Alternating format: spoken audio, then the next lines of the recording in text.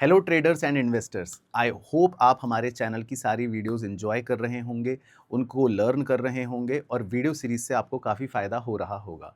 मैं बता देता हूं, आज हमारा है ट्रेडिंग सीरीज का लेक्चर नंबर 1। आज हम बात करने जा रहे हैं उन सभी ट्रेडर्स से जो कहते हैं कि सर हमें टेक्निकल एनालिसिस के बारे में आप सिखाओ क्योंकि हमें ट्रेडिंग करनी है। तो आज की जो ये हमारी वीडियो रहने वाली है, ये हमारे टेक्निकल एनालिसिस कोर्स की यानी इस सीरीज़ की लेक्चर 1 रहने वाली है। तो आज हम जानेंगे टेक्निकल एनालिसिस के बारे में और आज का लेक्चर आपके लिए बहुत इंपॉर्टेंट है क्योंकि आज जो मैं चीज़ें आपके साथ डिस्कस करने वाला हूं, उससे आपके माइंडसेट में काफ़ी ज़्यादा शिफ्ट आएगा और आप एक ट्रेडर की तरह सोच पाएंगे, जो हमारे ट्रेडिंग के लिए बहुत इंपॉर्टेंट है। और खासकर टेक्निकल एनालिसिस अगर आप सीखना चाहते हैं तो ये वीडियो आपके लिए बहुत ज़्यादा इंपॉर्टेंट है।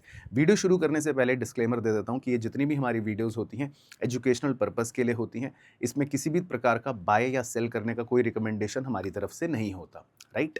बाकी अगर आपको अपनी ट्रेडिंग की जर्नी स्टार्ट करनी है तो आप अपना डीमैट अकाउंट ओपन कर सकते हैं। ये स्कैन कोड मैंने यहाँ पर आपको डायरेक्टली दे रखा है।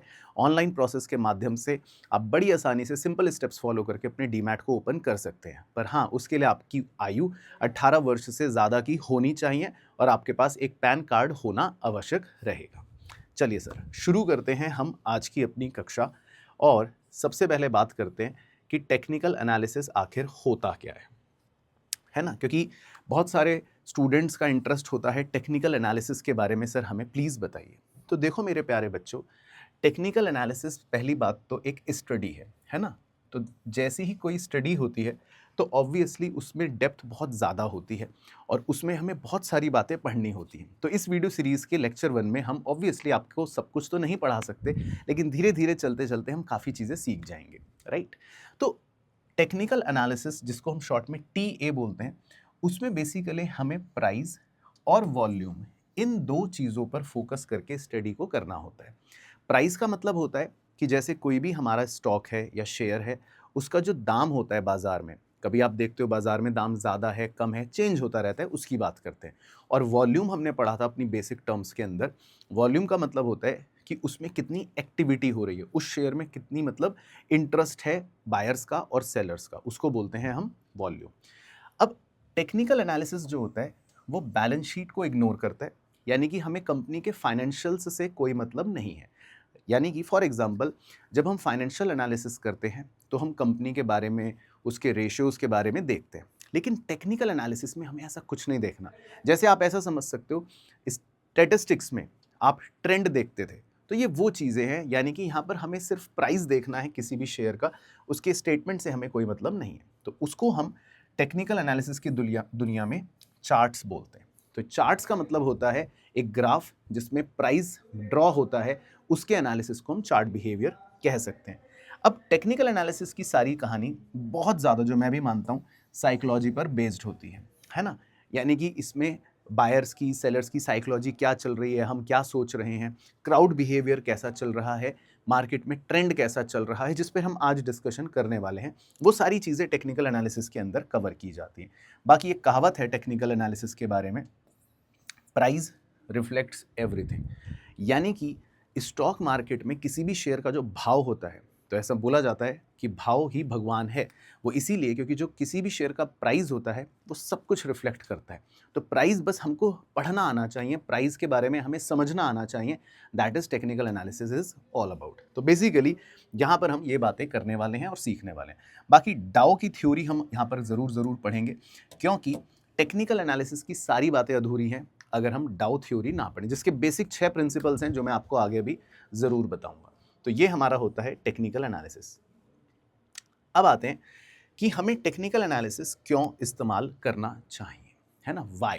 तो देखो, आप बहुत सारे स्टूडेंट्स ने बोला कि सर प्लीज़ टेक्निकल एनालिसिस सिखाना। क्यों सिखाना? क्योंकि आपने भी कहीं ना कहीं इसके बारे में सुन रखा है कि जितने भी ट्रेडर्स होते हैं वो अपने ट्रेडिंग के अंदर टेक्निकल एनालिसिस को इनकॉर्पोरेट करते हैं। तब वो सोचते हैं कि मैं शेयर खरीदूं या बेचूं, है ना?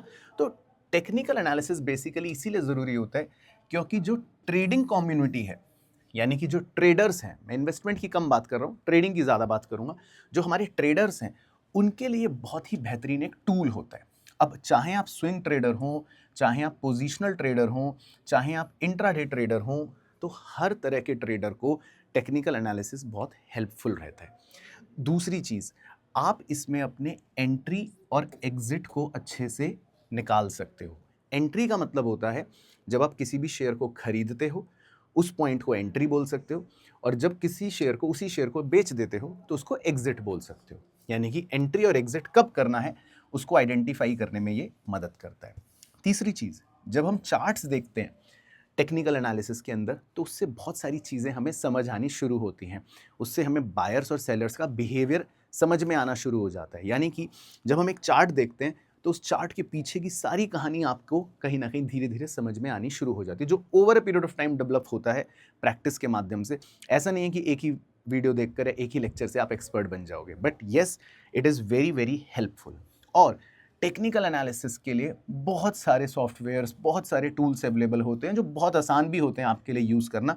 जैसे मैं पर्सनली एंजल वन का यूज़ करता हूँ, तो उसमें ऐसे ऐसे टूल्स आपको मिल जाते हैं जो आपके टेक्निकल एनालिसिस को बहुत आसान कर देते हैं। तो ये तो हो गया टेक्निकल एनालिसिस और उसका एडवांटेज। एक और पॉइंट यहाँ डिस्कस करना थोड़ा सा इंपॉर्टेंट मुझे लगता है, तो इसीलिए कर रहा हूँ, फिर आपको आगे मेन दुनिया में लेकर चलता हूँ। ये पॉइंट है कि सर टेक्निकल एनालिसिस और फंडामेंटल एनालिसिस में फ़र्क क्या है? फिर मैं क्यों टेक्निकल करूं या मैं क्यों फंडामेंटल करूं? तो देखो, आपको सबसे पहला डिसीजन ये लेना है कि आप कौन हो। अगर आप एक इन्वेस्टर हो, है ना, आपका मोटिव है इन्वेस्टमेंट करने का, तो मैं आपको सजेस्ट करूंगा फंडामेंटल एनालिसिस करो। जिसमें क्या होता है, आप कंपनी की बैलेंस शीटें देखते हो, कंपनी के रेशो देखते हो, कंपनी के पूरे बिजनेस को समझते हो, आपका लॉन्ग टर्म का नज़रिया होता है, आप कुछ पैरामीटर्स देखते हो, जो मैंने अपने पोर्टफोलियो वाली वीडियो में भी सिखाया था, अगर आपने वो देखी होगी, वॉरेन बफे स्टाइल का पोर्टफोलियो कैसे बनाते हैं। तो तब आपको ये सब चीज़ें करनी चाहिए और फंडामेंटल एनालिसिस करना चाहिए। लेकिन परंतु अभी हम डिस्कस कर रहे हैं अपने ट्रेडर्स की सीरीज का पहला ही लेक्चर, और वो भी टेक्निकल एनालिसिस। तो यही फंडा है टेक्निकल एनालिसिस का। अगर आप एक ट्रेडर हो तो फिर टेक्निकल एनालिसिस आपके लिए बेहतर टूल है, क्योंकि अब हमें बैलेंस शीट से मतलब नहीं है। अब तो हम स्टैटिस्टिकल टूल्स लगाकर अपने ट्रेडिंग के अंदर इसको यूज़ करते हैं। इसमें हम ज़्यादातर शेयर का भाव देखते हैं, प्राइस देखते हैं, उसमें कितना वॉल्यूम यानी एक्टिविटी हो रही है, कम ज़्यादा वो देखते हैं, चार्ट्स बिहेवियर देखते हैं। तो ये सब चीज़ें हम यहाँ पर ज़रूर देखते हैं। और ऑब्वियसली ट्रेडिंग की बात हो रही है तो हमारा नज़रिया शॉर्ट टर्म का रहता है। तो ट्रेडिंग अगर आप कर रहे हो तो टेक्निकल एनालिसिस करो, इन्वेस्टमेंट अगर आप कर रहे हो तो फंडामेंटल एनालिसिस करो। इस बेसिक डिफरेंस के साथ ही आगे बढ़ना, मिक्स मत करना। ऐसा ना हो कि करनी तो है ट्रेडिंग और उसमें फंडामेंटल एनालिसिस लगा रहे हो, तो बहुत बार आपको फिर दिक्कत हो सकती है। तो ये अपना माइंडसेट हो गया रेडी। ठीक है सर, तो हम हैं ट्रेडर, हमें करना है टेक्निकल एनालिसिस, तो अब प्लीज़ प्लीज़ हमें बताइए कैसे शुरू करें। चलो, तो मैं आपकी फाइनली टेक्निकल एनालिसिस की कहानी शुरू करवाता हूँ। देखो, टेक्निकल एनालिसिस जो है, आप ऐसा समझ लो, ये एक पूरी बहुत बड़ी गहरी स्टडी है, लेकिन उसका बेस तो हमें बनाना ही पड़ेगा कहीं ना कहीं से। अब जैसे कोई भी लैंग्वेज हम सीखते हैं, इंग्लिश हम सीखते हैं, तो उसमें अल्फ़ाबेट्स होते हैं कि ठीक है भाई, बच्चे को ABCD सिखाओ पहले। तो टेक्निकल एनालिसिस में आप ये मान लो कि 6 गोल्डन रूल्स हैं जो चार्ल्स डाउ ने दिए, है ना। ये बहुत बड़े, आप कह सकते हो, टेक्निकल एनालिस्ट के दुनिया के फादर थे। डाउ थ्योरी के नाम से इनकी कहानियाँ बहुत फेमस हैं, इंटरनेट पर आपको मिल जाएंगी पढ़ने के लिए। लेकिन 6 बातें जो इन्होंने कही, आप हमेशा इसका एक चार्ट बनाकर अपनी दीवार पर सामने रखो या मोबाइल में रखो, जहाँ पर भी आप ट्रेडिंग करना चाहते हो। तो ये 6 प्रिंसिपल्स उन्होंने जो दिए, ये एक तरह से बहुत इंपॉर्टेंट है टेक्निकल एनालिसिस की दुनिया में। क्या है? पहला देखो, मार्केट डिस्काउंट्स एवरीथिंग। इसका मतलब उन्होंने का कहना ये है कि जो बाजार होता है, शेयर बाजार, वो सब कुछ जानता है। सिंपल भाषा में आप ये समझो, वो सब कुछ जानता है। जैसे कई बार क्या होता है, आपको कोई बोलेगा कि यार तुझे पता है उस कंपनी में ना ऐसा होने वाला है, ये बात सिर्फ मुझे पता है। या कई बार कुछ लोग टिप देते हैं कि देखो वो वाला शेयर खरीद लो, इसमें मुझे एक इंटरनल टिप पता है।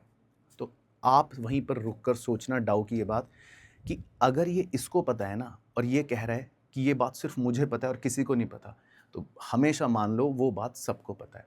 तो मार्केट जो होता है ना, वो सब जानता है, हमेशा ये बात फॉलो करनी है। तो मार्केट में जो इन्फॉर्मेशन है वो पहले से सबको पता होती है, तो इस बात को कुछ कुछ ऐसा बोल देते हैं, मार्केट डिस्काउंट्स एवरीथिंग।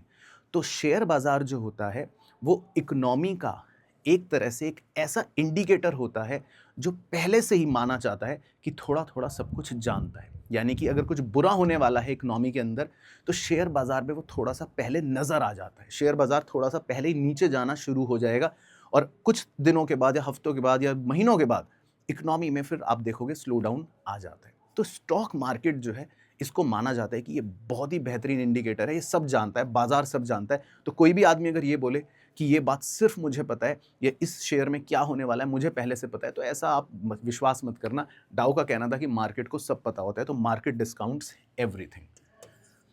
उसके बाद दूसरी बात है प्राइस। अब देखो, ये मैं आपको आगे भी सिखाऊंगा। प्राइस की मूवमेंट को तीन तरह से यहाँ पर डाउ ने समझाया। यानी कि प्राइस जो होता है वो ट्रेंड में रहता है हमेशा, या तो ऊपर या डाउनवर्ड्स या साइडवेज, जो आगे बताऊंगा। ऊपर जाने का मतलब होता है ट्रेंड की प्राइस बढ़ रहा है, डाउनवर्ड का मतलब है प्राइस नीचे जा रहा है, साइडवेज का मतलब है कि ना बढ़ रहा ना घट रहा, तो मतलब ऐसा ऐसा कुछ कांस्टेंट लाइन की तरह बस धीरे धीरे ऊपर नीचे करते हुए आगे जा रहा है। तो प्राइस जो है हमेशा ट्रेंड में रहता है, कोई भी ट्रेंड हो सकता है। फिर इसके बाद ट्रेंड के अंदर भी तीन क्राइटेरियाज होते हैं, प्राइमरी, सेकेंडरी और माइनर, जो मैं बताऊंगा क्या है। जो समय के हिसाब से प्राइमरी ट्रेंड यानी कि लॉन्ग टर्म ट्रेंड, कि हम सालों साल की बात कर रहे हैं। उसके बाद सेकेंडरी ट्रेंड, थोड़ा टाइम फ्रेम छोटा कर दिया कि हम कुछ 2 4 5 6 महीनों की बात कर रहे हैं। माइनर मतलब छोटा ट्रेंड, हफ्तों की बात कर रहे हैं, पिछले 2 हफ्ते से ना गिरावट हो रही है मार्केट में, तो यहाँ पर हमारा एक छोटे ट्रेंड की बात कर रहे हैं, तो टाइम के हिसाब से ये नाम दे दिए। इसके बाद सिखाऊंगा आपको चौथा main principle, volume confirms trend. जब किसी भी ट्रेंड में वॉल्यूम हम देखते हैं, वॉल्यूम का मतलब है इंटरेस्ट, वो सिखाऊंगा, तो उससे थोड़ा सा ट्रेंड का कंफर्मेशन हो जाता है। यानी कि मान लो प्राइस ऊपर जा रहा है और वॉल्यूम हमने देखा कि यार इसमें तो बहुत ज़्यादा वॉल्यूम भी है, बड़ा इंटरेस्ट है लोगों को, तो फिर कंफर्म हो जाता है कि यार ये तो अपवर्ड ट्रेंड ही होगा। तो थोड़ा सा ट्रेंड का कंफर्मेशन दे देता है वॉल्यूम। तो ये हम अलग से आपको भी सिखाएंगे। बाकी ये बात हमेशा याद रखना, मैं तो हमेशा फॉलो करता हूं डाउ की इस बात को कि ट्रेंड कॉन्टिन्यूज अंटिल रिवर्सल। देखो, ये बहुत बड़ी साइकोलॉजिकल बैरियर रहता है ट्रेडर्स को, या आपको भी हो सकता हो।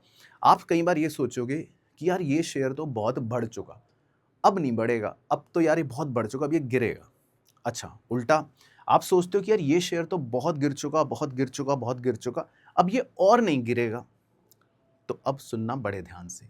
डाउ का ये कहना था, सरल भाषा में समझा रहा हूं, कि जो अगर ऊपर ऊपर बढ़ रहा है तो वो ऊपर ही बढ़ता रहेगा, वो कंटिन्यू करता रहेगा। अगर 100 का शेयर 150 हो गया, 200 हो गया, 500 हो गया, तो ये मत सोचो यार ये तो 500 तक हो गया, ये 1000 भी होगा, ये 2000 भी हो जाएगा, ऐसा डाउ मानता है। और अगर कोई शेयर गिरे जा रहा है 500 से 400, 300, 200, आप सोच रहे हो ये तो बहुत कम हो गया, इसको खरीद लेता हूं। नहीं, 200 का ये 100 भी हो जाएगा, 50 भी हो जाएगा, 5 रुपए भी हो जाएगा। आप सोचोगे 5 रुपए का खरीद लेता हूं, नहीं, ये 5 रुपए का भी है ना, तो भी ये 1 रुपए का भी हो जाएगा, और 1 रुपए का भी है तो 10 पैसे का भी हो सकता है। तो टाउ का ये कहना था कि ट्रेंड हमेशा कंटिन्यू रहता है, यानी कि सरल भाषा में समझा रहा हूं, जो ऊपर बढ़ रहा है वो ऊपर ही बढ़ता रहेगा, और जो नीचे गिर रहा है वो नीचे ही गिरता रहेगा, अंटिल, हाँ अंटिल, अंटिल रिवर्सल। कुछ अगर हमें लगे कि ओहो रिवर्स हो रहा है, बदल रही हैं चीजें, तब अलग की बात है, जो हम बाद में सीखते हैं। लेकिन आप इस प्रिंसिपल को जरूर फॉलो करो कि जो बढ़ रहा है वो बढ़ता रहेगा, जो घट रहा है वो घटता रहेगा, बस दैट्स इट, दिमाग लगाना है नहीं। और छठा प्रिंसिपल कि भैया मार्केट चलता है सेंटीमेंट पे। तो ये सब बातें जो हैं फंडामेंटल एनालिसिस की, वो ठीक है इन्वेस्टिंग के अंदर, लेकिन ट्रेडिंग की दुनिया में, ट्रेडर्स के माइंडसेट में हम ये मानते हैं कि मार्केट का बिहेवियर सेंटीमेंट्स पर चलता है, यानी कि हम क्या सोच रहे हैं। और दो सेंटीमेंटल यहाँ पर पैरामीटर दिए गए हैं, एक होता है फियर और एक होता है ग्रीड। तो ये टर्म आप काफ़ी सुनोगे, फियर एंड ग्रीड। यानी कि कभी कभी बाजार में डर होता है, यार क्या होगा समझ नहीं आ रहा, बड़ा डर लग रहा है, मार्केट तो नीचे जा रहा है या नीचे ना चला जाए, डर का माहौल होता है, फियर बोलते हैं उसको। और दूसरा पैरामीटर होता है सेंटिमेंटल साइकोलॉजिकल, ग्रीड, लालच। लोग सोचते हैं भाई साहब यार ये शेयर खरीद लो, ये शेयर खरीद लो, इसमें तो पैसा डबल हो जाएगा। यानी कि उस समय एक लालच की प्रवृत्ति चल रही होती है, सबके सेंटिमेंट्स होते हैं ग्रीड वाले कि शेयर बाजार में पैसा इन्वेस्ट कर दो। तो ये कहने का तात्पर्य है यहाँ पर। तो मार्केट जो होता है वो सेंटीमेंट पर चलता है, और वो सेंटीमेंट ही मार्केट को चलाने का सबसे बड़ा की फैक्टर है। और सेंटीमेंट क्या हो सकता है, फियर या ग्रीड। तो आप इसका एक स्क्रीनशॉट छोटा सा ले लो, मैं 2 सेकंड के लिए हटता हूं, ये बहुत इंपॉर्टेंट चीज है आपके लिए, ठीक है। तो ये डाउ के 6 प्रिंसिपल्स हैं, इसमें हम थोड़ा सा इन पर फोकस करते हैं वन बाय वन, क्योंकि ये समझना हमारे लिए इंपॉर्टेंट है। तो देखो, ट्रेंड की पहले बात समझा देता हूं, बहुत ही सिंपल सी बात है, ट्रेंड वर्ड कोई नया नहीं है। आपको अगर ट्रेंड का पहचान करना हो ना, तो आप क्या करो, एक चार्ट खोलो किसी भी शेयर का, और एक छोटे से बच्चे को बुला लेना, तीसरी चौथी के बच्चे को, है ना, और उसको बोलना कि बताओ बेटा, ये लाइन तुम्हें कहाँ जाती हुई नजर आ रही है। तो बहुत सिंपल है, अगर उसको खुद ही देख के लगेगा, वो बोलेगा कि भैया भैया ये लाइन ऊपर जाएगी, तो बस आप समझ जाओ ये अप ट्रेंड है। सिंपल, इससे ज़्यादा सोचना ही नहीं। तो जो छोटा बच्चा देखकर, लाइन देखकर बता देना, तो बस वही ट्रेंड है। तो इस लाइन को कोई भी बता देगा कि यार ये तो ऊपर जा रही है, तो ये अप ट्रेंड है, सिंपल। फिर छोटे बच्चे को दूसरी लाइन दिखा देना, बोलना बेटा ये बताओ ये वाली लाइन कहाँ जाएगी। अगर उसने कहा भैया नीचे जा रही है, तो डाउन ट्रेंड है, सिंपल, अपना दिमाग लगाना ही नहीं। तो डाउन ट्रेंड मतलब कि नीचे भाग रहा है, सिंपल। साइडवेज, साइडवेज मैंने कहा कि बच्चा कहेगा भैया समझ नहीं आ रहा है लाइन कहाँ जाएगी, मुझे नहीं समझ आ रहा भैया लाइन ऊपर जाएगी कि नीचे जाएगी। तो अगर वो आपको ये बोले छोटा बच्चा, तो समझ लो साइडवेज मार्केट है, यानी कि ट्रेंड है। तो 3 ट्रेंड है, क्या दिक्कत है, देख लो कौन सा ट्रेंड चल रहा है, बढ़ रहा है कि घट रहा है कि साइडवेज है। तो हमेशा मार्केट में ट्रेडर पहले ये आइडेंटिफाई करता है कि ट्रेंड क्या है। तो बस ये तो हो गया ट्रेंड। अच्छा, अब इसमें टाइम फ्रेम लगा देते हैं। प्राइमरी ट्रेंड, प्राइमरी मतलब जो मैंने कहा था सालों सालों का, महीनों महीनों का, यानी कि अगर आप निफ्टी की बात करो या कुछ भी देखो, वो अब आपकी चॉइस है। निफ्टी को देखो कि यार 2020 में कितना था और आज कितना है, तो आप देखोगे यार 5 साल में तो ये ऊपर बढ़ गया। तो लॉन्ग टर्म ट्रेंड हम कह सकते हैं कि यार हाँ ऊपर बढ़ रहा है। सेकेंडरी ट्रेंड थोड़ा सा महीनों का, यार चलो ठीक है, काम करते हैं पिछले 3 महीने का देखते हैं, तो आपको अगर पिछले 3 महीने में तो यार गिरावट आई है ना, तो वो सेकेंडरी ट्रेंड हो गया। माइनर ट्रेंड और छोटा, यार पिछले हफ्ते का बताओ, पिछले 7 दिनों का बताओ कितना था, तो पिछले 7 दिनों में तो सर ये ना मतलब बढ़ भी रहा था घट भी रहा था, तो पिछले 7 दिनों में तो ये साइडवेज चल रहा है। तो देखो मार्केट की खूबसूरती, प्राइमरी ट्रेंड है अप ट्रेंड, सेकेंडरी ट्रेंड मान लो है डाउन ट्रेंड, और माइनर ट्रेंड मान लो है साइडवेज। तो कुछ भी हो सकता है भाइयों, क्योंकि टाइम फ्रेम अलग कर दिया। लेकिन आप अपने ट्रेडिंग डिसीजन में इस ट्रेंड को जरूर देखो, ऐसा डाउ का कहना था, है ना। क्योंकि पता चला हम तो अप ट्रेंड में चल रहे हैं और आप उस समय मतलब कोई डिसीजन ले रहे हो ऐसा जो इसके अगेंस्ट हो। तो आपका जो भी टाइम फ्रेम हो, आप अगर शॉर्ट टर्म के लिए देख रहे हो ट्रेडिंग करना, तो माइनर ट्रेंड देखो। मीडियम टर्म के लिए कर रहे हो ट्रेडिंग करना, तो सेकेंडरी ट्रेंड देखो। थोड़ा सा लॉन्ग टर्म के लिए, महीना 3-4 महीने के लिए पोजिशनल या शॉर्ट टर्म ट्रेडिंग कर रहे हो, तो प्राइमरी ट्रेंड देखो। तो ट्रेंड बेसिकली ये होता है। उसके बाद डाउन ने जो दूसरी बात बोली वो भी बहुत इंपॉर्टेंट है समझनी आपके लिए, कि मार्केट जो होता है उसमें वैसे तो बहुत सारे फेजेस होते हैं, लेकिन क्योंकि अभी हम बेसिक की बात कर रहे हैं तो आपके लिए 3 इंपॉर्टेंट फेज होते हैं, ठीक है, डाउ के हिसाब से। एक को बोलते हैं एक्यूमुलेशन फेज, एक को बोलते हैं मार्कअप या पार्टिसिपेशन भी कह सकते हो, और एक को बोलते हैं डिस्ट्रीब्यूशन फेज। देखो होता क्या है मार्केट के अंदर, ये डाउन ने समझाया कि जो स्मार्ट मनी है, स्मार्ट मनी का मतलब होता है, आप ऐसा समझ लो, फॉरेन इंस्टीट्यूशनल इन्वेस्टर्स, मतलब जिनके पास बहुत पैसा है, बड़े इन्वेस्टर्स या बड़े ट्रेडर्स हैं, वो लोग जब मार्केट बिल्कुल थोड़ा सा लो लेवल पर होता है या शेयर कम लेवल पर होता है, तो वो उस शेयर को ना धीरे धीरे खरीदते हैं, धीरे धीरे एक्यूमुलेट करते हैं। एक्यूमुलेट का मतलब है थोड़ा थोड़ा खरीदते हैं, थोड़ा थोड़ा खरीदते हैं, किसी को पता नहीं लगने देते। जनरली थोड़ा थोड़ा खरीदेंगे, थोड़ा थोड़ा खरीदेंगे, 2 महीने 3 महीने 6 महीने तक उसको थोड़ा थोड़ा खरीदते रहते हैं। अब 6 महीने तक शेयर्स को धीरे धीरे धीरे धीरे धीरे धीरे धीरे खरीद के अपने पास एक्यूमुलेट कर लिया, है ना, तो उस फेज को बोलते हैं एक्यूमुलेशन। तो तब तक प्राइस जो होता है वो अपना थोड़ा बहुत नीचे ऊपर नीचे ऊपर नीचे ऊपर नीचे ऊपर करता रहता है। अब जब उन्होंने स्मार्ट मनी ने खरीद लिया, अब वो क्या चाहेंगे कि यार बस अब ये शेयर बढ़े। तो होता क्या है, जब धीरे धीरे वो खरीदते रहते हैं, बाइंग बढ़ती है, तो आप तो इकोनॉमिक समझते हो, तो डिमांड बढ़नी शुरू हो जाती है उस शेयर की। तो फिर अचानक से क्या होता है, वो शेयर का दाम बढ़ना शुरू होता है, शेयर का दाम बढ़ना शुरू होता है। फिर लोगों को दिखाई देता है, हम जैसे ट्रेडर्स को दिखाई देता है, यार ये शेयर तो बढ़ रहा है, तो फिर हम भी इसको खरीदते हैं, हम भी इसमें पैसा लगाते हैं। तो जब हम लोग भी पैसा लगाते हैं, आम आदमी मतलब आपके और मेरी तरह ट्रेडर जब इसमें पैसा लगाता है, तब ये शेयर ऊपर भागता है। ये टाइम को बोलते हैं पार्टिसिपेशन या मार्कअप फेज, है ना। हम भी पैसा इस शेयर को खरीदने में लगा देते हैं। तो ये शेयर का दाम जो था, मान लो यहाँ था 10 रुपए, फिर हमने भी खरीदा, खरीदा और ये हो गया मान लो 25 रुपए। अब बड़े इन्वेस्टर्स देखो क्या करते हैं, चालू स्मार्ट मनी क्या करता है, जिन्होंने सस्ते में थोड़ा थोड़ा खरीदा था ना 10 रुपए के आसपास, तो जब ये शेयर 25 रुपए का हो गया, अब वो इसको धीरे धीरे बेचना शुरू करेंगे। 25 रुपए में, 24 रुपए में, 25 रुपए में, 24 रुपए में बेचेंगे। तो स्मार्ट मनी जो है वो बेचना शुरू कर देता है, एग्जिट कर लेता है। तो इस फेज को बोलते हैं डिस्ट्रीब्यूशन। अब जब वो बेच देते हैं अपने शेयर्स को, तो ऑब्वियसली बेचेंगे तो सप्लाई बढ़ेगी बाजार में, और फिर सप्लाई बढ़ने के बाद बढ़ते बढ़ते फिर ये शेयर का भाव नीचे आना वापस से शुरू हो जाता है। तो जनरली डाउ कहता है कि 3 फेज, मतलब मैंने आपके लिए 3 बनाए हैं, और भी इसमें उतार चढ़ाव के बीच में भी फेजेस होते हैं, टर्मिनोलॉजीज होती हैं जो आपके लिए भी रेलिवेंट नहीं है। तो एक्यूमुलेशन मतलब स्मार्ट मनी खरीद रहा है, स्मार्ट इन्वेस्टर्स इस समय खरीद रहे हैं शेयर को। फिर जिस समय वो बढ़ना शुरू हुआ, इसका मतलब होता है कि या तो स्मार्ट मनी थोड़ा थोड़ा बाहर निकल रहा है और हम जैसे आम लोग, आम इन्वेस्टर इसको खरीद रहे हैं। और फिर आता है डिस्ट्रीब्यूशन। उस समय आप देखोगे शेयर का भाव ऊपर जाने के बाद, कोई भी शेयर ऊपर जाने के बाद ना बस थोड़ा सा रुक सा जाएगा, थोड़ा वो साइडवेज जैसा लगेगा, तो इस फेज को डिस्ट्रीब्यूशन बोलते हैं। तो मैं आपको बता देता हूँ पर्सनली, जब मैं किसी शेयर में इस तरह की चीज देखता हूँ तो मुझे ऐसा लगता है कि यार ये डिस्ट्रीब्यूशन फेज चल रहा है, यानी कि स्मार्ट मनी अपना पैसा निकाल रहा है।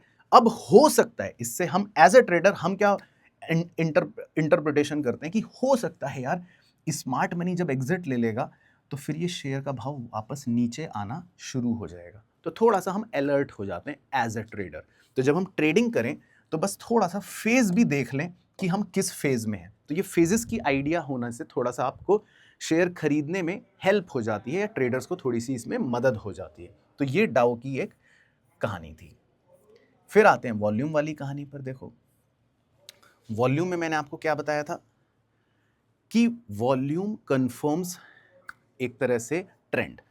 अब इसको ट्रेडर्स क्यों यूज करते हैं, यहां पे लिखा भी है use it to validate moves.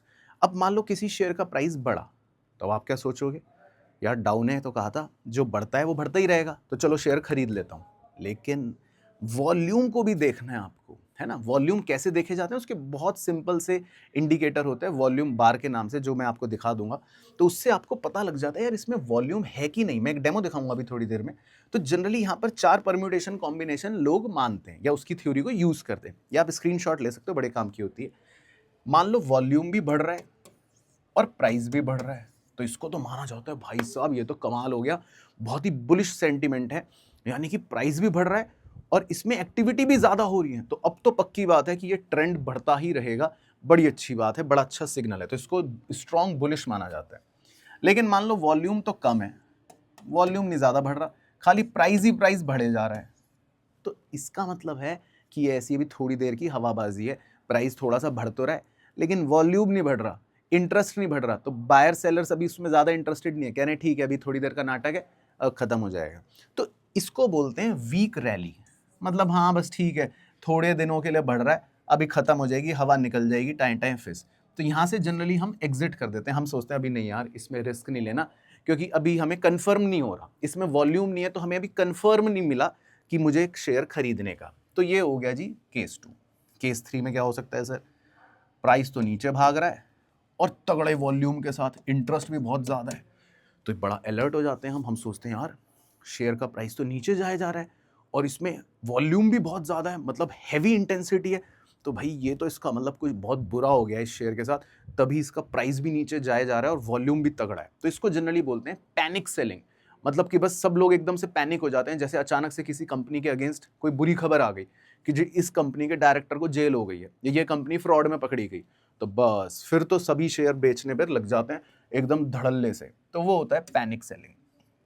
बाकी प्राइस भी कम हो रहा है धीमे धीमे, लेकिन वॉल्यूम ज़्यादा नहीं है, तो हम सोचते हैं वही वाली बात केस 2 की तरह, ठीक है प्राइस कम तो हो रहा है लेकिन अभी कोई बहुत खतरे की बात नहीं है, मतलब वॉल्यूम तो ज़्यादा है नहीं, इंटरेस्ट तो ज़्यादा नहीं है, तो मतलब ठीक है, अभी ये जो डाउन ट्रेंड है ये ज़्यादा स्ट्रांग नहीं है, मतलब अभी हमें बहुत डरने की बात नहीं है। ओके, तो वॉल्यूम जो है उसको ना देखा जाता है प्राइस के साथ जोड़कर। तो ट्रेडर्स वॉल्यूम को भी इस्तेमाल करते हैं, प्राइस के साथ जोड़कर देखते हैं और एक परम्यूटेशन बनाते हैं कि यार अब मुझे अगर वॉल्यूम भी ज़्यादा मिल रहा है और प्राइस भी बढ़ रहा है या घट रहा है तो वो थोड़ा सा कंफर्म हो जाते हैं। आप इस तरह से इस टूल को समझ सकते हो। तो मैं इसका एक डेमो दिखा दे दूंगा कि आपको किस तरह से वो नज़र आता है। तो मैंने एक छोटा सा मतलब एक डेमो के लिए यहाँ निकाला है, आई होप आपको दिखे। तो होता क्या है, नीचे जो है आप ये लाल और हरे कलर के ये बिल्डिंगें देख रहे हो, इनको वॉल्यूम बार्स बोलते हैं। ये जो बिल्डिंगें हैं, है ना, तो ये बड़े आसानी से आपको किसी भी मतलब अपने ब्रोकर के पास टूल में मिल जाते हैं। और जो ऊपर ये हरी लाल कैंडलें देख रहे हो, ये मैंने आपको सिखाई थी, ये प्राइस होती है ना। तो देखो मतलब एक छोटा सा डेमो है।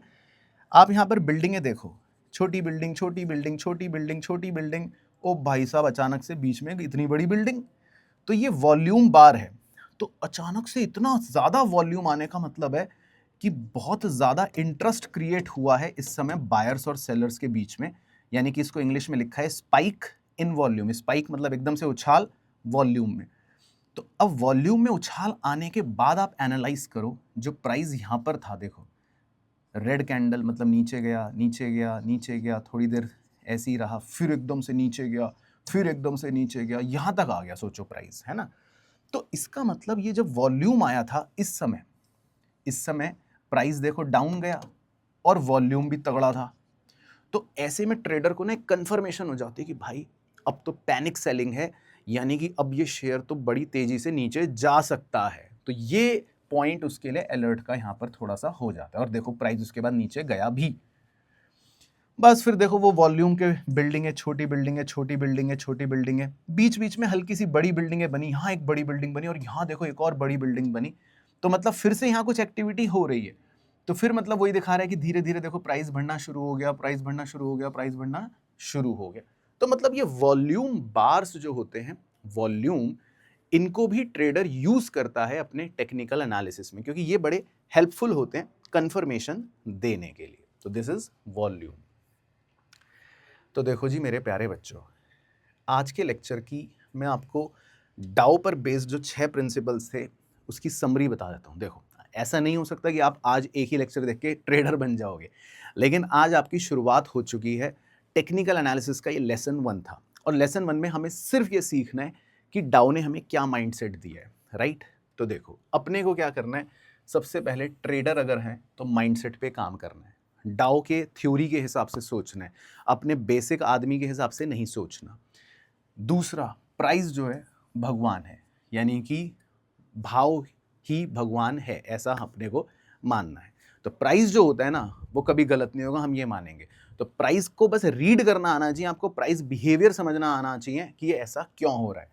चार्ट जो होता है वो हमेशा सच बताता है। तो चार्ट में अगर कोई चीज़ ऊपर जा रही है ना, तो भैया अपना दिमाग मत लगाओ कि अब ये गिरेगी, अब ऐसा होगा वैसा होगा। ऊपर जा रही है तो अप ट्रेंड है तो है, बस इतना ध्यान रखना है। तो ट्रेडर के माइंडसेट में इस बात को ध्यान रखना है। एक चीज़ ध्यान रखनी है, मूव्स को चेज नहीं करना, कंफर्मेशन का इंतजार करना है। कई बार लोग फटाफट पैनिक में खरीद लेते हैं या बेच लेते हैं, तो आपको वो नहीं करना भैया। आप ट्रेडर हो, आप कोई आम व्यक्ति नहीं हो जिसको नहीं समझ। आपको वॉल्यूम देखना है ना। इसीलिए डाउ की थ्योरी में वॉल्यूम को भी एक इंपॉर्टेंस दी गई है। तो कंफर्मेशन जब मिले तब मतलब अपना स्टेप लेना है। और सबसे इंपॉर्टेंट डिस्क्लेमर आपके लिए मेरे प्यारे प्यारे बच्चों, अगर आप ट्रेडर हो तो टेक्निकल एनालिसिस जो है वो एक बहुत बड़ा प्रिपरेशन है। जैसे जब हम छोटे थे स्कूल में तो टीचर आपको होमवर्क देता था, है ना। अगर आप डेडिकेटेडली सिंसियरली घर में 1 घंटा होमवर्क करते थे तब धीरे धीरे आप लर्न करते थे और फिर अपने एग्जाम में अच्छा परफॉर्म करते थे। टेक्निकल एनालिसिस भी वही चीज़ है, ये बहुत समय लेती है। इस पर आपको बहुत होमवर्क करना पड़ता है, चार्ट्स को देखना पड़ता है, ट्रेंड को देखना पड़ता है, प्राइस को देखना पड़ता है, वॉल्यूम को देखना पड़ता है। ये तो वो बातें हैं जो मैं आज लेसन 1 में सिखा रहा हूँ। और फिर धीरे धीरे मतलब हम उस प्रिपरेशन के हिसाब से या तो खरीदते हैं या बेचते हैं। लेकिन ये ध्यान रखना, ये एक कंप्लीट स्टडी होती है, ये एक बहुत बड़ी स्टडी है। तो टेक्निकल एनालिसिस में अच्छा भी हो सकता है, खराब भी हो सकता है। बस ये ध्यान रखो कि टेक्निकल एनालिसिस आपकी थोड़ा सा प्रोबेबिलिटी को बढ़ा देता है। तो आई होप मेरे प्यारे बच्चों आपको बहुत अच्छे से समझ आया होगा आज का हमारा ये टेक्निकल एनालिसिस का लेसन नंबर 1। बाकी वीडियो एंड करने से पहले आप सबको बस यही बोलना चाहूँगा कि हमारे चैनल से जुड़ जाइए, बिना शर्माए सबको शेयर कीजिए, अपने दोस्तों को शेयर कीजिए और जिसको भी टेक्निकल एनालिसिस सीखना हो ये सीरीज़ उसके साथ शेयर कीजिए। बाकी अपने चैनल का मोटो आपको पता ही है, let's learn and then earn. बाकी मुलाकात करूँगा आपसे नेक्स्ट वीडियो में। कमेंट करके मुझे ज़रूर बताना वीडियो कैसी लगी हो। तब तक मस्त रहना और स्वस्थ रहना।